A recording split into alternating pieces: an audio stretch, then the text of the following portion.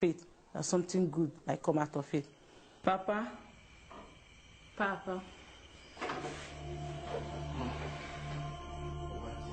we'll take his body to church. What? Guinea? We must take Daniel's body to church. Madam, my daughter, Daniel is dead and is gone. He will come back to life, I know it.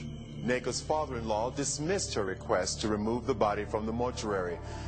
But meanwhile, on the other side of town, things were working miraculously in her favor.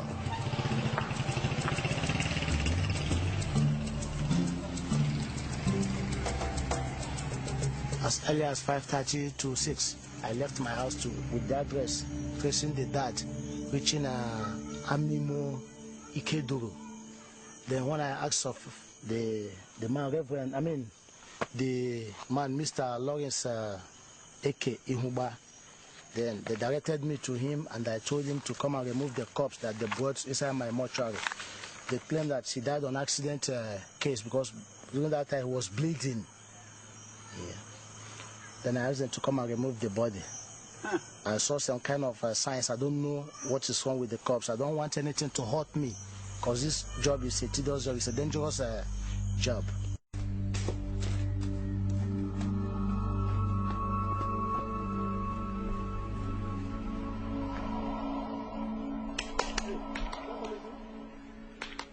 Morning, Joba. What brings you so early? I want that body out of my morgue. Why? Things happened last night. What thing happened? What happened? Sounds of music coming from his room. Oh, calm down. The music may have come from the village. There were villagers marrying. What does that got to do with the dead? Not that. What exactly? This is no dream.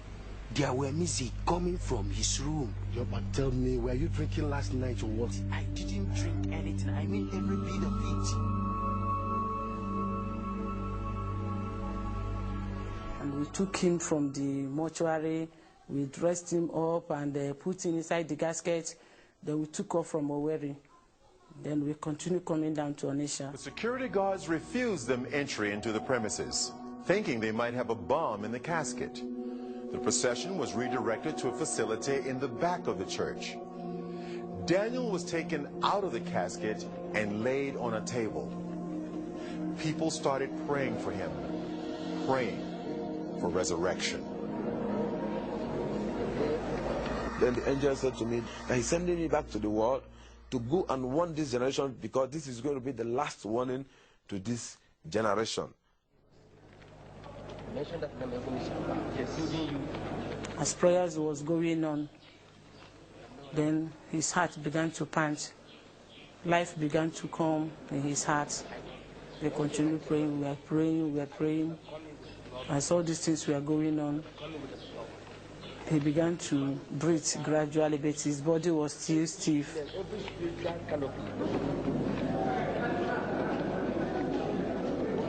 I saw myself being held of a lot of people. I was naked, I was wearing only trousers, they pulled all my dress. I saw a crowd of people, more than 20,000 people. I looked my left, right, everywhere. People were shouting, crying everywhere. Some was praising God, some was crying, I was looking around, I couldn't understand what was happening. Because to me, I was falling down and I fell into pit. And to me, when I opened my eyes, I saw all hands was grabbing me. They said to me that I jumped up.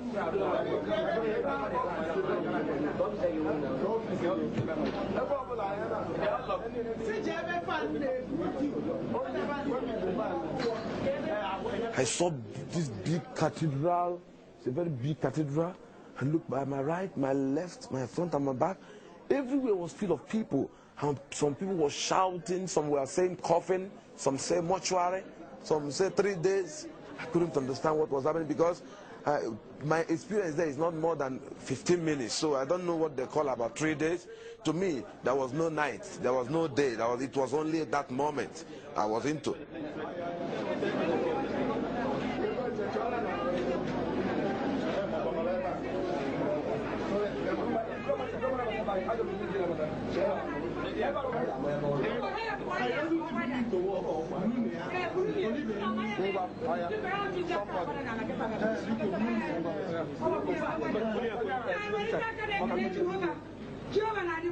I now said to my wife, yes, what is happening? She said I should keep quiet until when we get to the house. Brought me back to my house, this place, with my wife. So when we get inside the bedroom, that's been on 2nd of December, I asked my wife, what is happening? What about coffin and 2 days and mortuary? What is happening? Then my wife now begin to look at my body where they injected chemical, and she said, Dad, did you know you was in mortuary 3 days? And this is the death certificate, you know. While I left the ambulance, they still went to the hospital.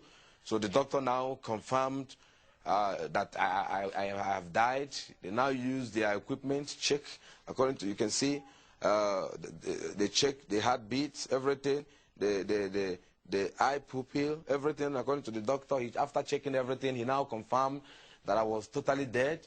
He now gave them certificate that they should remove me. You can see it here, say, removed from mortuary.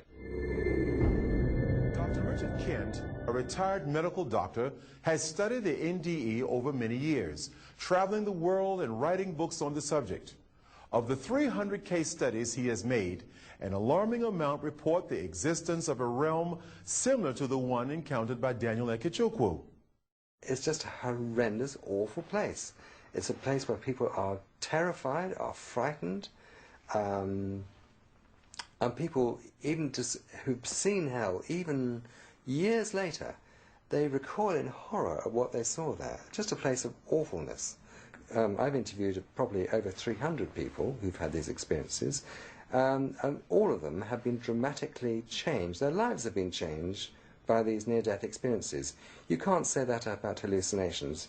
Hallucinations simply aren't life-changing experiences, whereas near-death experiences, when you meet Jesus Christ and either see heaven or hell, they are dramatic, riveting, life-changing experiences, and almost invariably people's lives are dramatically altered as a result of these experiences. So personally, and also because of the fact that the near-death experience accounts are so remarkably similar not only to each other but also to the Bible, I personally believe that these are real events and people are describing real events.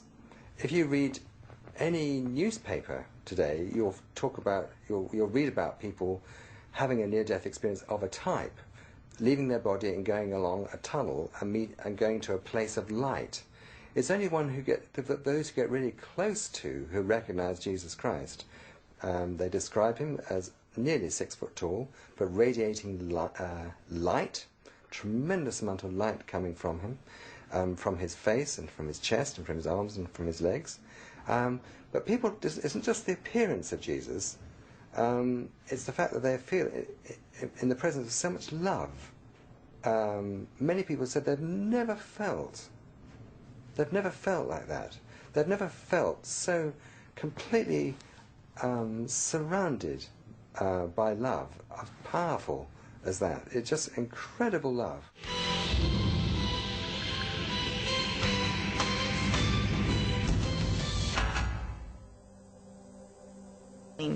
I was drinking and running around with men and not caring about myself.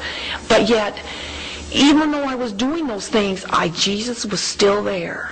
I always, even though I would be drunk and I would drink, and the next day after I'd doing something wrong, I would say, oh, Jesus, I love you.